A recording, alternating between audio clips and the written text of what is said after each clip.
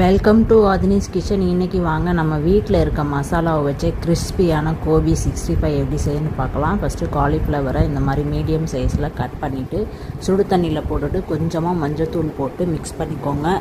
Filter பண்ணி எடுத்து வச்சுக்கோங்க. இஞ்சி பூண்டு பேஸ்ட்டு, சால்ட்டு, மிளகாத்தூள், மல்லித்தூள், கரம் மசாலா, அதுக்கப்புறம் பெப்பர் கொஞ்சம். நான் வந்து 65 மசாலா சும்மா ஃப்ளேவருக்காக ஒரு ஸ்பூன் போட்டிருக்கேன். நீங்களும் வேணும்னா போட்டுக்கோங்க. அதுக்கப்புறம் கடலை மாவு, அரிசி மாவு, கார்ன்ஃப்ளவர் மாவு ஒவ்வொரு ஸ்பூனு.